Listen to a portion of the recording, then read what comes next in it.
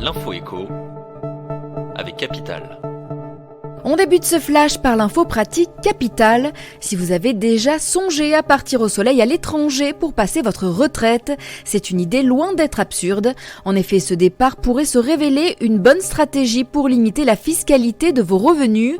Portugal, Maroc, Italie, certains pays accordent des avantages fiscaux aux expatriés retraités. Le Maroc, la Tunisie et le Sénégal vous offrent par exemple une méga réduction d'impôts de 80%. C'est même une exonération totale si vous vous expatriez en Malaisie, mais ces atouts ne doivent pas vous faire oublier les règles à respecter. Sachez que dans la plupart des pays, seules les pensions du secteur privé peuvent bénéficier de ces atouts fiscaux.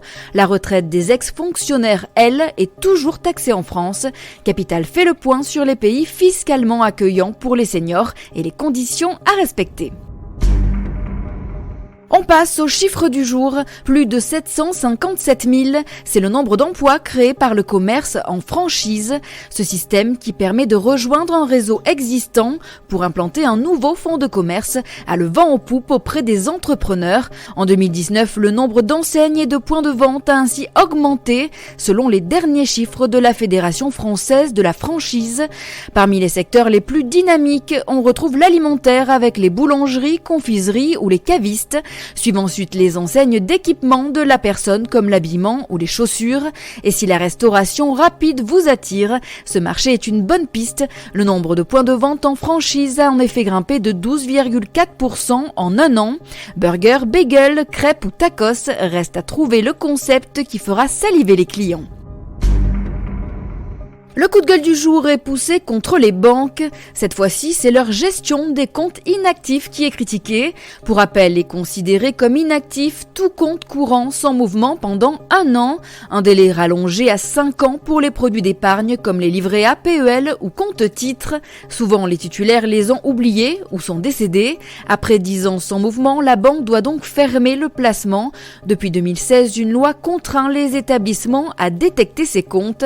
Mais alors que la loi ne les oblige aucunement à rechercher les héritiers, les banques font-elles vraiment preuve de bonne volonté ? On peut en douter à la vue des données recueillies par Capital sur le nombre de comptes inactifs et leur montant. Crédit Agricole, Caisse d'épargne, Société Générale. Découvrez sur notre site les chiffres pour votre banque.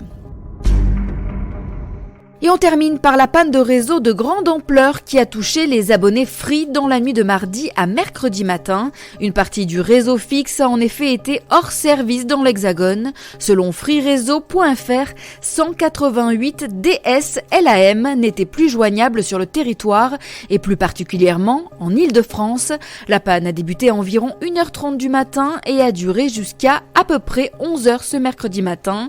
En pratique, les abonnés touchés par la panne n'avaient plus de connexion ni d'accès aux différents services de la Freebox.